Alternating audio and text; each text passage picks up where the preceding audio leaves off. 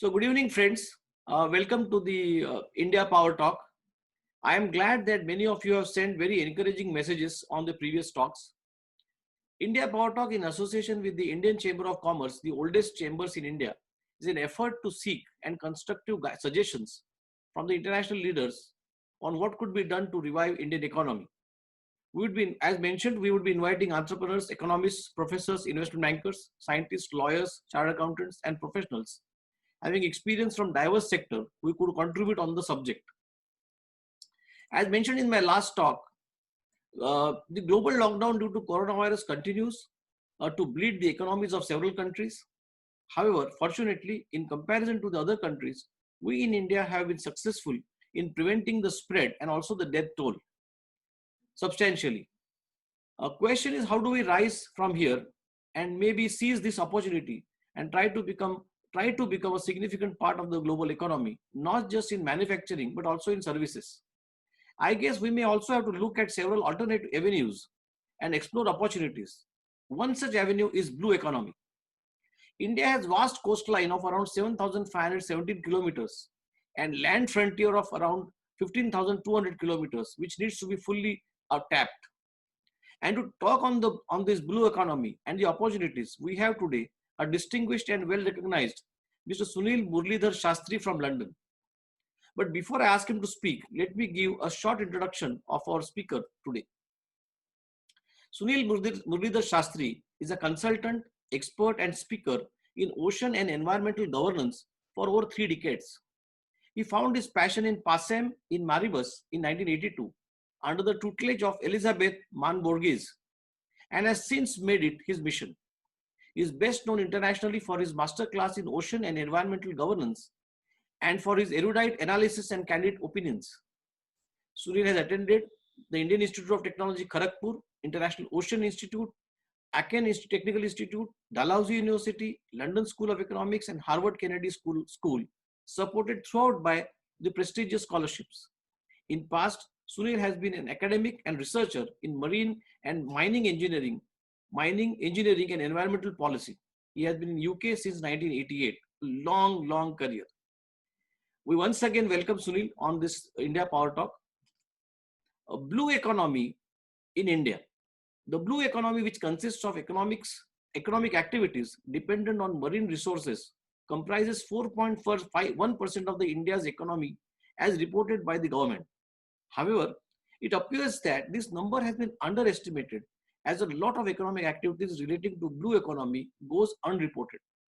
As an expert on the blue economy and having taught this subject for over 3 decades, so could you give a very broad perspective about global blue economy and also about India before we dwell into the subject in some detail? Namaskar, and thank you very much for inviting me. And thank you also for your very kind introduction. So thank you for this opportunity. Actually, I consider every problem as an opportunity. And I think COVID-19 has given this opportunity to us. In fact, I think COVID-19 got me in touch with you, and you got in touch with me and asked me to do this talk. And that's why we are here now.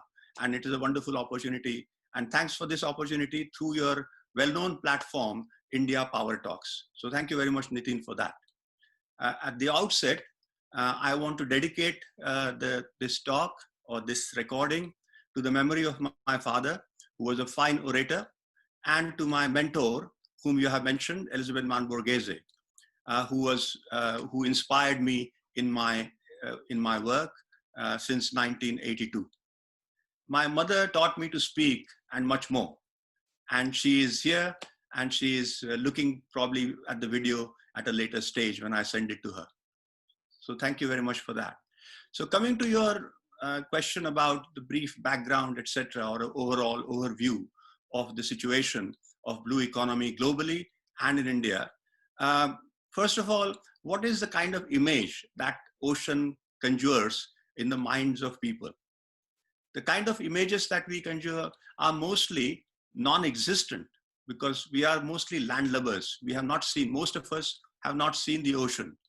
And even if we have seen the ocean, we have seen it from a coastal perspective. Absolutely. So our view of the ocean is rather limited, or I would say it is actually out of sight, out of mind. So I just want to introduce a few things to Sure. make how to tell the viewers how important the ocean is. We have often heard in our schools and colleges when we studied that ocean is 70% of the Earth's surface area. But that's only one way of looking at it. If you look at the living space in the ocean, it is 99%. I see. So biosphere, what we call as biosphere, is 99%. And Roger Revelle, a famous ocean scientist who went on to found the Scripps Institution of Oceanography, actually he said, we should not call it Mother Earth, or we should not call it planet Earth. We should call it Mother Ocean. I see. Or planet Ocean. And in fact, my mentor, Elizabeth Mann Borghese, was called the Mother of the Oceans. Okay. You know. So anyway, so Where was 70%, he from? Sunil, where was he from? She was the daughter of Thomas Mann. She was the second youngest child and the youngest daughter of Thomas Mann, the Nobel laureate, the German Nobel laureate. I see. And she married this person called Borghese, who was an Italian philosopher. Okay. And that's how the name Elizabeth Mann Borghese. She was a very famous luminary in the field of United Nations Convention on the Law of the Sea. But the other thing to remember is 90% of all trade is by the sea. If you see the gross registered tonnage, the gross tonnage of trade worldwide, 90% of it is by sea. Okay. That means almost everything that we touch and feel and wear and use has come through sea to us, one way or the other. And there is a sad part to it also, because maritime slavery is still very, very rampant. So everything that you touch has also been probably touched by a slave. Oh. So think about that also, The world produces 100 million tons of fish, that is capture fishery, and 50 million tons of mariculture. Much of it is in the coastal region. So 150 million tons of fish are produced worldwide. Now this is very important because fish is the most important or the cheapest source of animal protein for the poor people. Unfortunately, mostly poor people don't get to eat it because the high quality fish gets imported to Europe and North America. Okay. Ocean do 50% of carbon absorption. Mm-hmm. So without ocean, our carbon percentage of PPT, particles per million of carbon, which has already gone up from 313 when I was born in 1955 to 413 within 64 years of my life. Before that, for 100 years, it had not gone much by 30 PPT. So you can imagine. So the ocean is absorbing 50% of all carbon. Mm-hmm. And it is also absorbing all our waste. Oceans are called the global dustbin. Everything, 90% of the pollution ends up in the sea. They call it land-based sources of marine pollution. And there is an organization called GESAM, mm-hmm. group of experts on scientific aspects of marine pollution. And they have, from year to year, they have determined that 90% of all our waste that is found in the ocean comes from land. And the ocean keep our planet livable. Mm-hmm. Without ocean, our temperatures will be extreme, like on the moon. Very, very hot during the day, very, very cold during the night. It happens in the deserts if you go, because there is no water around. In the night, it's extremely cold. In the day, it's very hot. Go to Sahara or somewhere, or even in the Middle East. That is the case. So that is what it does. So that's a general overview in terms of the ocean. But let me come to some specific things in answer to your question. So what is blue economy? So blue economy is defined by the World Bank as a sustainable use of ocean resources for economic growth, mm-hmm. improved livelihoods. So that's where the people come in, and jobs, while preserving the health of the ocean ecosystem. I see. So that is what blue economy is. You want to make a living out of it, but also want to protect the ocean. Protection and preservation of the environment is very important. And the other important definition is, it is one that simultaneously promotes economic growth, environmental sustainability, and social inclusion. So that is what is blue economy. So social inclusion is a very important thing. People are number one. That is a priority. And of course, blue economy must be able to address problems of vulnerability, including those that are associated with remoteness. There are remote islands, remote lands, and by fostering international and regional cooperation. So that is again what is blue economy. And a regulatory framework for this globally is provided by the United Nations Convention on the Law of the Sea. And I want to then move to what are the various governance features of blue economy. So I mentioned the United Nations Convention on the Law of the Sea, which came in 1982. And at the same time, 10 years later, the United Nations Framework Convention on Climate Change came about. Okay. So these two framework conventions, they guide the blue economy. There are other organizations such as the International Maritime Organization, which looks after shipping, safe shipping. There are Commonwealth Secretariat, which is a smaller organization, but global organization of all the former Commonwealth countries. They have got a Commonwealth Blue Charter also. Sure. Closer to our home, we have got something called the Indian Ocean Rim Association, about which also I will talk about a little bit later. And even India has got interests in Antarctica. So we are not part of the Antarctica Treaty System as such, but we are members of the Antarctica Treaty System. Okay. And we are also on the Arctic Council as observers. So we are both on both these things which are remote, which are on the North Pole and the South Pole. In that we are observers, we have the observer status. So let me very quickly also give you some comparisons. Sure. What is the total economy and what is the blue economy? Yes. So if you see the global economy, it's 90 trillion, of which blue economy is 3 trillion, which is about 3%. Okay. If you take the American economy, it's 22 trillion, and the blue economy is 450 trillion, that is 450 billion, which is 2%. I see. If you look at the European Union as an entire bloc, then European Union has an economy same as almost similar as the United States economy, 21 million. Blue economy is more, 600 billion, 3%, that makes it. China has an economy of 14 trillion, and their blue economy is 600 billion, which is 4%.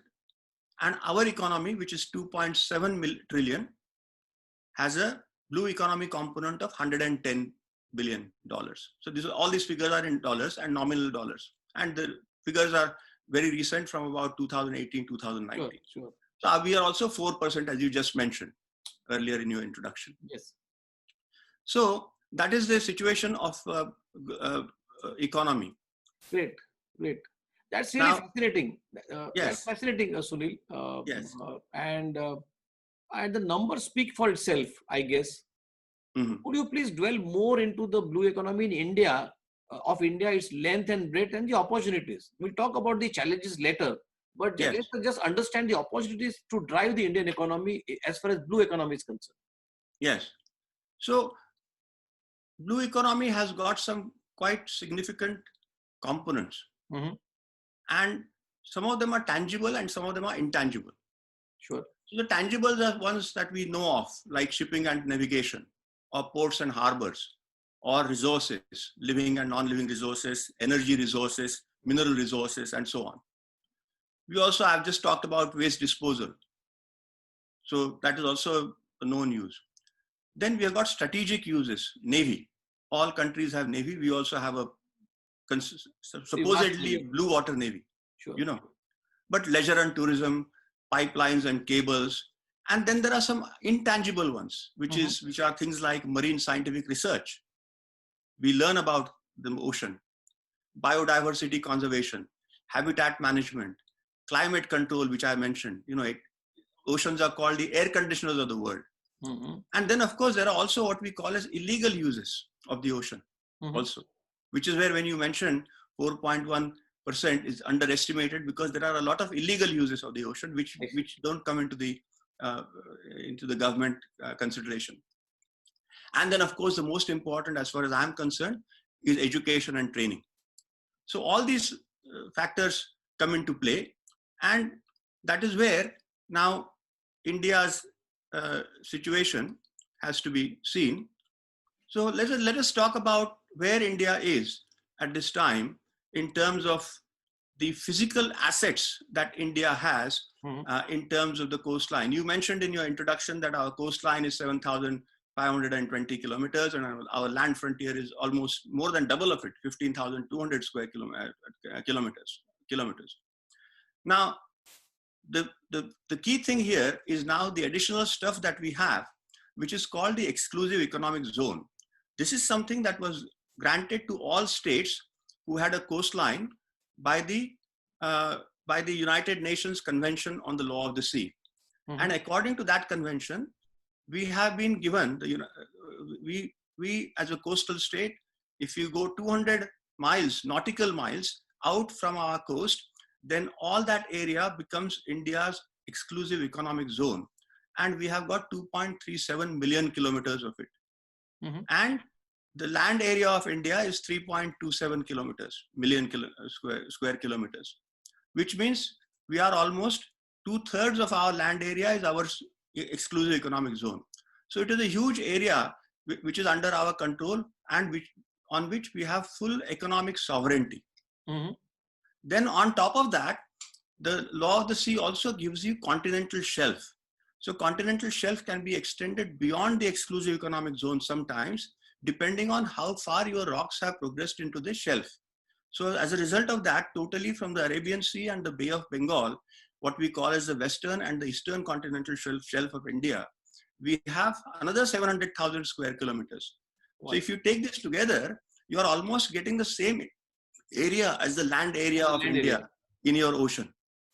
And we have also got, to add to this, we have got navigable waterways. That means the waterways that are within India, within the land of India, freshwater river navigation as we call it. And that is up to 15,000 kilometers. So this is feeding into the ocean. So there is a connection between what we do on the land and what we do in the sea.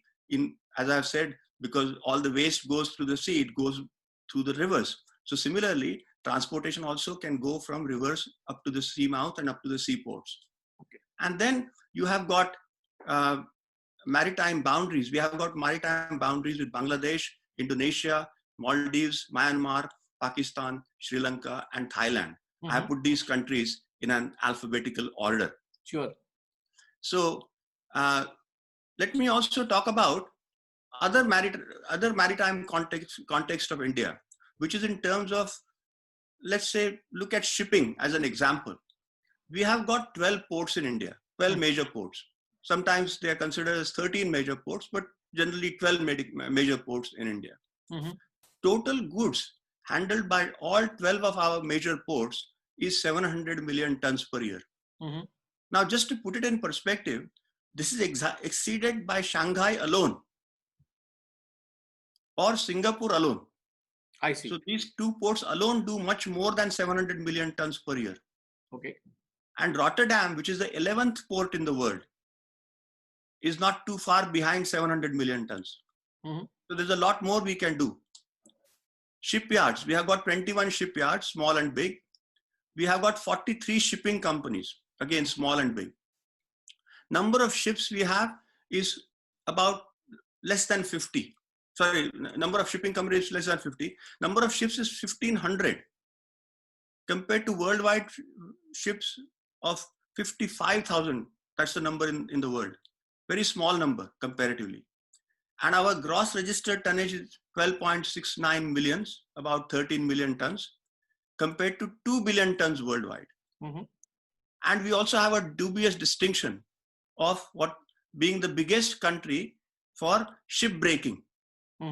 In fact, Alang Port in Gujarat is the largest ship breaking facility in the world. Us and Bangladesh are one of the two top countries in the business of shipbuilding. But it is a very bad, very illegal, very unorganized, and very dangerous work, and completely unregulated. So it's not a good distinction to have. It's a dubious distinction to have. But another good distinction that we have is that we have what is called as the Indian Register of Shipping. So something that most countries don't have. Only big countries have it, like the United States or the UK or Germany. And we have something called Indian Register of Shipping, which is the organization which gives certification to all kinds of vessels. So that's one great positive thing that we have. What's the opportunity that you are seeing here? Yes. So the opportunities are, first of all, how can the government, first of all, regulate and enhance our contribution to the ocean economy?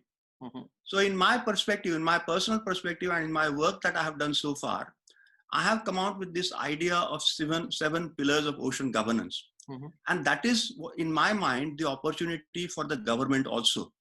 Okay. And let me very quickly name Sure. these 7 pillars. And these are science and technology, geopolitical economy, institutions and organizations, legislation and implementation, Mm-hmm. role of civil society, financial initiative, and education and awareness. So science and technology, as we know, is a double-edged sword. It does good and it does bad. Science is knowledge, technology is wisdom. What we know and what we do with it is very important. And we have to acquire scientific knowledge, and we have to also find better technologies to work with our ocean. Sure. In terms of geopolitical economy, where are our goods and services, and are they getting correct value for them? Okay. Somebody produces and somebody consumes. What does the producer get? What does the producer benefit? Or does the benefit go to some multinational corporation or Mm-hmm. some large company, and the producer gets nothing? What sort of institutions and organizations we have? Do we need to change them? Do we need to strengthen what we have? Do we Sure. need to enhance what we have? So that those are the other considerations. And in terms of legislation and implementation, do we have appropriate laws? Do the laws need to be revisited? Correct. There is a very nice phrase in law, and it is called continuous development, periodic appraisal, and universal implementation of the rule of law. And that is what we have to look for. That is an opportunity. Sure. Then the role of civil society. We always say government is doing this, government is doing that, government is not doing this, government is not doing that. But what is our role?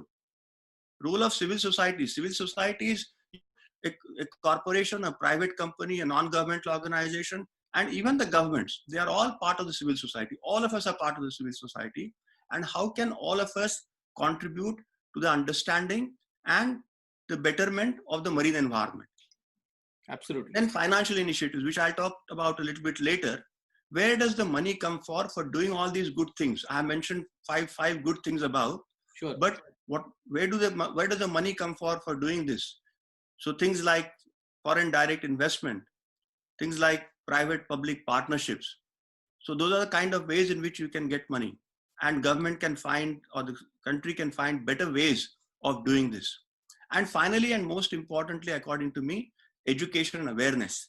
Each one of us must take it upon ourselves to spread the knowledge that we have, mm-hmm. and enhance the knowledge by, just like I was inspired by my mentor, I hope that at least one person is inspired by listening to me.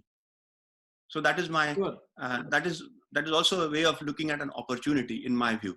Sure. And continuing with the opportunity, I think each one of us must speak about the right thing. So advocacy, doing the right thing. It is, I mean, I talk about things like it is our moral duty to give, or I talk about universal basic income. But most importantly, I talk about lawless to lawful. Mm-hmm. How to become lawless to lawful. And I do not mean it in the legal sense. I use the word law as an acronym for land, air, and water. Sure. Yeah. Sure. And in India, increasingly, we are finding that our lands are becoming less productive. Our air is getting more polluted, and our water is getting more polluted. Right. And we have shortage of everything. We have shortage of land, we have shortage of air and water. That's why I call it lawless. So we want to move from becoming lawless to lawful. That's the other opportunity we have. Sure. And then action in terms of what each one of us can do, what small organizations can do, what companies can do is actual direct action, doing something in the area of, let's say, water and sanitation, because all of that is ending up in the sea. Absolutely correct. Yes. Correct. And each one of us has to be that agent of change. That is my motto. And my other motto is that do the right thing because it is the right thing to do. So Sunil, And the last opportunity we have is arbitration. Rather than having litigations, if we can have mediation. Yes, absolutely. That would be another great opportunity. And that is the kind of opportunities that I can readily think of in my mind. Can you outline, Sunil, for us also, along with the opposition, what are let us see the challenges, because unless we know the challenges, we'll not be able to move ahead. You're very correct. Absolutely.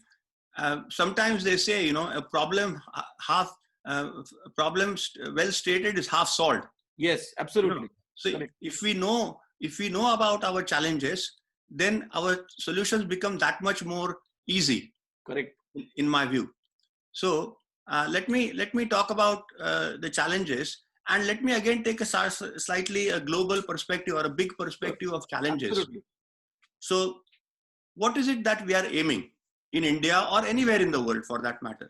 It reminds me of Rabindranath Tagore's poem, where the mind is without fear. So what is it we are aiming for our world? We are aiming our world to be more equitable. We want more justice in the world, and thereby we hope that we can achieve peace. Pacem in Maribus. Pacem in Maribus, the idea comes from the Pope's encyclical. Pope Pius, he wrote about Pacem in Terra, peace on earth. So Elizabeth Mann Borghese picked up that phrase and called it Pacem in Maribus. So that is our aim. But how do you achieve that aim? That aim can only be achieved if you are able to balance. And I've talked about earlier about jobs, about use of resources, and about people. So balancing people, planet, and profit.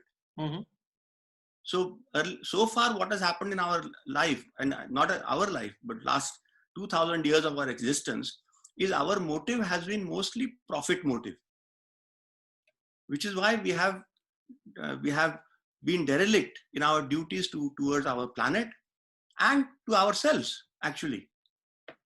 So that balance has to be achieved, so that there is a balance between. So these are like three balls, and we have to juggle them in such a way that they are they get their rightful place in the world. And this will help us combat the main problems that we have, not just in India, all over the world, of death, disease, and destruction. So this is my broader view of that. And finally, I hope that because of that, we will get a dividend. And the dividend we already have in our country. We have democracy, which is a big thing. We have a solid foundation of democracy in India.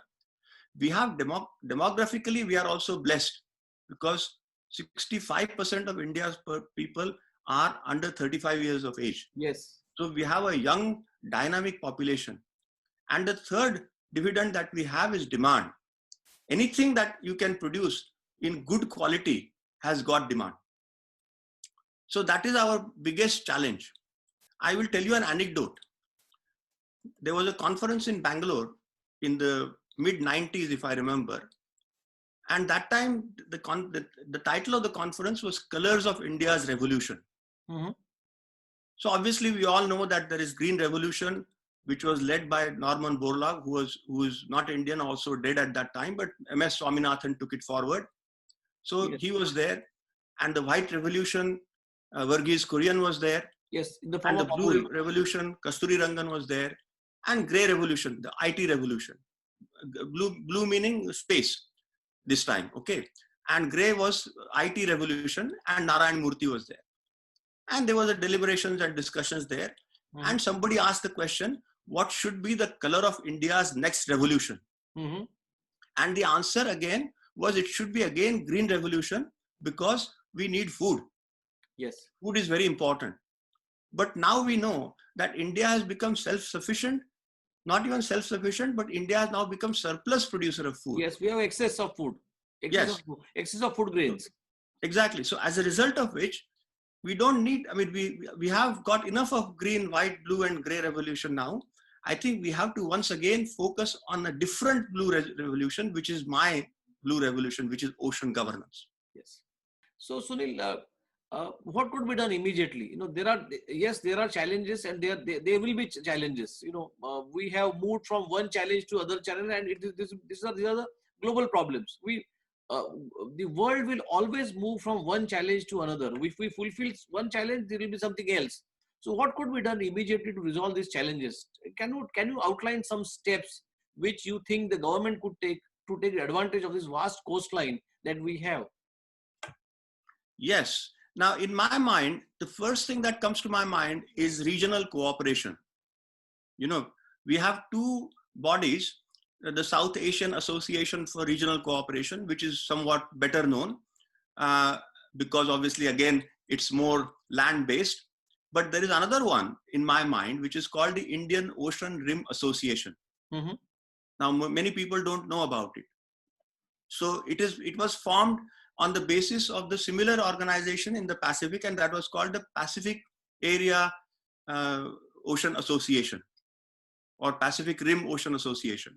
So that is how this Indian Ocean Rim Association has come into being. It has got 22 members. India is a prominent member of it, but there are other countries like Australia on the one hand and South Africa on the other hand, and Indonesia, Malaysia, Bangladesh.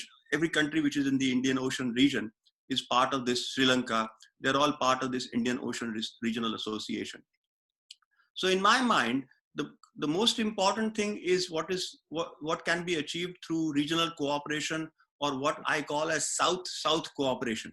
Mm-hmm. Okay. Now there are some focus areas that we have in the Indian Ocean Rim Association, and all of those are applicable to India. So first one is maritime safety and security. Mm-hmm. We have a program called Sagar. Sagar is safety and growth for all in the region. Okay. So that is maritime safety and security. Trade and investment facilitation. We need more of this. We need more of trade and investment facilitation. And some of it can be brought about by the government.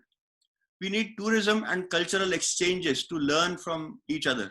Mm-hmm. We need, of course, academic and science and technology exchanges, because India is now one of the world leaders in education in that region. And we have to make use of it. In fact, your article, which I read in LinkedIn yesterday, it talks about bringing in the better universities to India, so we can become better and we can help the universities that are not so well in other parts of Southeast Asia. Then disaster and risk management. Mm-hmm. And again, we have just recently had the cyclone Amphan. We are literally, I think as we speak, we are passing through Nisarga. Yes. In the West Coast. And of course, to top it all, we have had the COVID, which is the sort of pandemic that we have never had for 100 years. And of course, the key message to everybody from me is women's economic empowerment. Women are 50% of the world population. We can never forget that. Mm-hmm. In fact, a lot of, if you see my tweets and if you see my LinkedIn, you will see I have a hashtag, and it is women will work wonders worldwide. That's my hashtag. And then of course, the main focus area for us to discuss, which I'll come back to, is blue economy. Mm-hmm. Within blue economy, the top focus area would be fisheries and aquaculture. This is for two reasons. Yes. One is because fisheries and aquaculture provides livelihood to a large number of coastal communities in India, as it does everywhere in the world also. So it is a very important livelihood for those people. And this is something that they have been doing it for generations. This is not something they have started newly.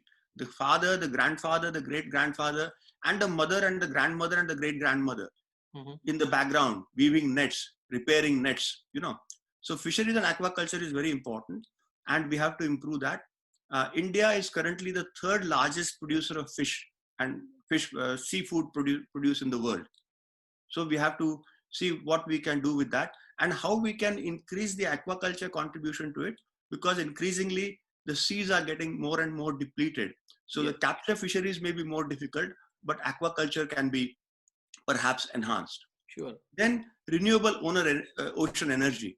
When I was young and when I was in India until from 77 to 88, I used to work with the Department of Non-Conventional Energy Sources on wave energy, tidal energy, and wind energy, offshore, all of it offshore. We haven't seen much of that yet. A little bit is there onshore, but not a lot offshore. And we have to think about that. Seaports and shipping. Like I said, we got 12 ports, but one port, China, or one port, Singapore, overtakes all our gross tonnage that is carried in that port.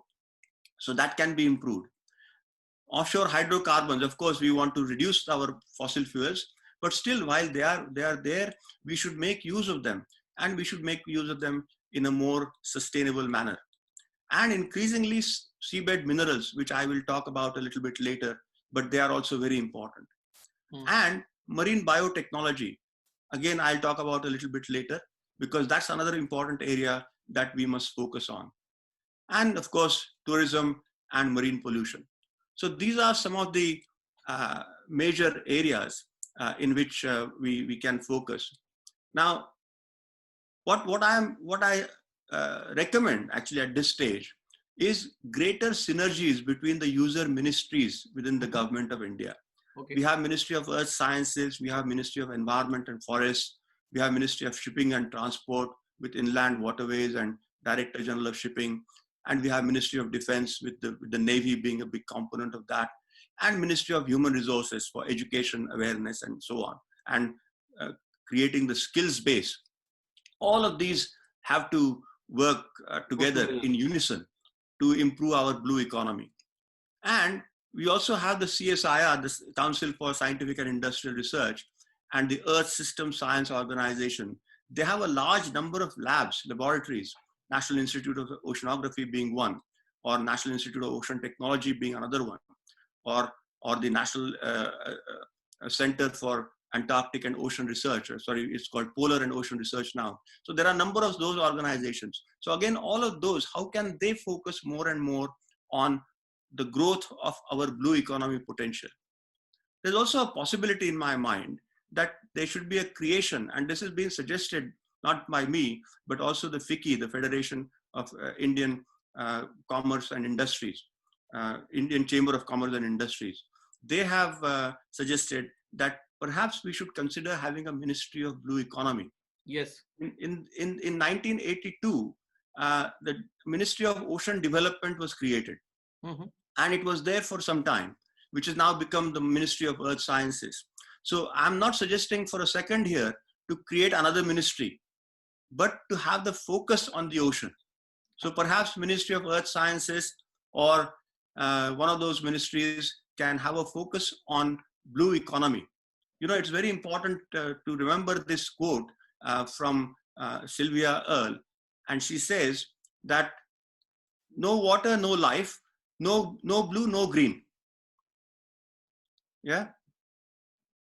Great. No water, no life, no blue, no green. So if you don't have water, you don't have any blue. And if you don't have any blue, there is no green.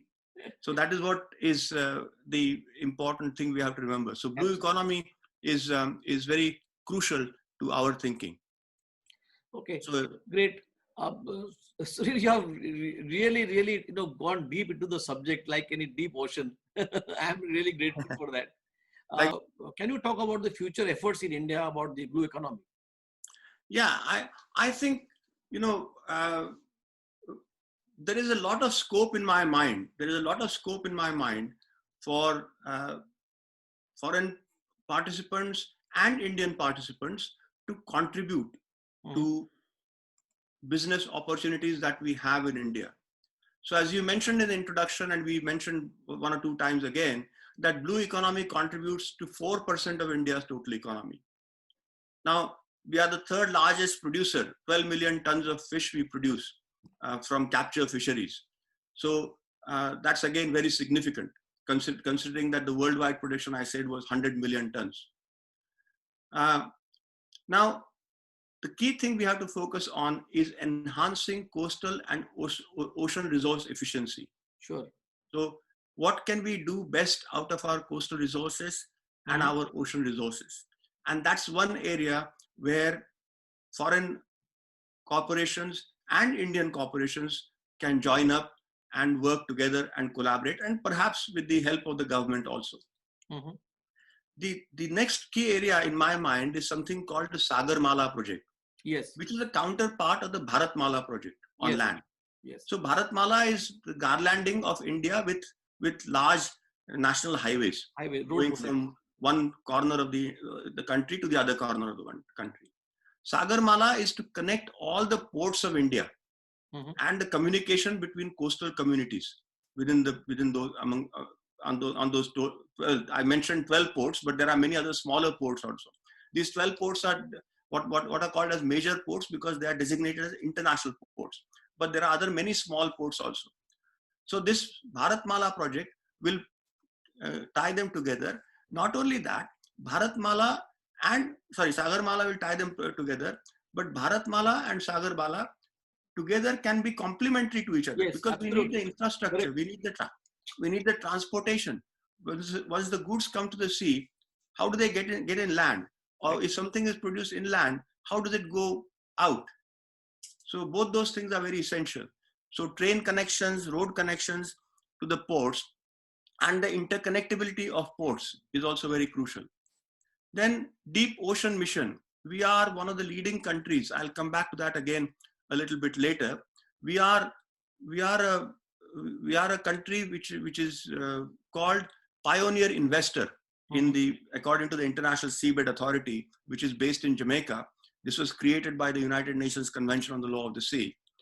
And we have got our own area in the Central Ocean Basin to exploit polymetallic nodules. We have got a pioneer investor status. No other nation state. We are the unique state to have that license. Other countries which have the license have it as a group or as a group that is combined with private corporations. Government of India and India are the only entity who have got this kind of a license. So that is one opportunity for us to tie up with foreign multinational corporations. Then I mentioned earlier biotechnology, marine genetic resources are another great area, modern area, because it is only about 50 years ago that we found that life in the deep ocean lived by a completely different phenomena, that is chemosynthesis. We all live, the plants, human beings, animals, all on land, birds, they all live on photosynthesis. This is chemosynthesis, completely different. What is poison to us is food for them. They breathe hydrogen sulfide and they survive and thrive on that. So that is another area where we call them marine genetic resources or biodiversity beyond national jurisdiction. And how can we make use of that from our exclusive economic zone or from our continental shelves? And coastal transportation. We need coastal transportation, and also we need maritime tourism. Both of those are areas in which foreign and Indian companies can participate and collaborate. We can connect all the ports, and rather than just traveling by train or buses or roadways, people can actually use boats to go from one port to the other. And that might be a quicker and safer and perhaps a more comfortable way of traveling sometimes.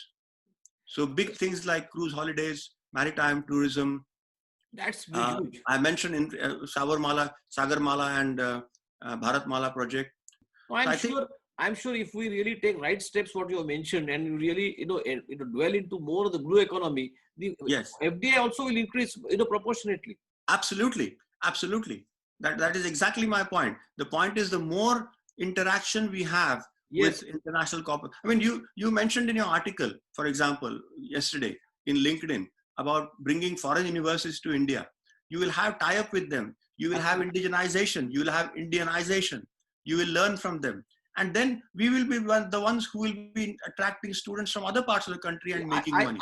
I strongly believe that this is the time that we really need to once again spur up the globalization of in the various sectors like education, healthcare, the blue Absolutely. economy. We Yeah, really need to really go out and attract the right people with right mindset, so that we mm, really it's a win-win for everyone.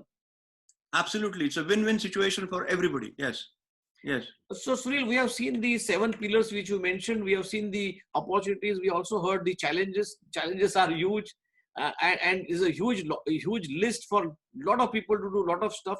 Can you give us just one overview on on what immediately can be done? What are the low hanging fruits in the blue economy? What we could do and what we could achieve immediately in the I next think 2 years, 3 years? the low-hanging fruit in my view is focusing on our ports and harbors I see. and our infrastructure. Because that is something we have. Nobody's taking it away from us.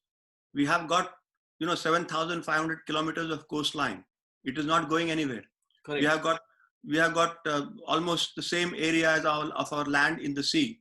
That is not being taken from us anywhere. So I think this is where we have to put our efforts on. This is where we have to focus on our fishing, our shipping, our maritime transportation, our oil and gas, our offshore structures, our offshore wind turbines, uh, tidal energy, wave energy, getting fish from the marine environment. All of this has to be Tied focused in together. that area.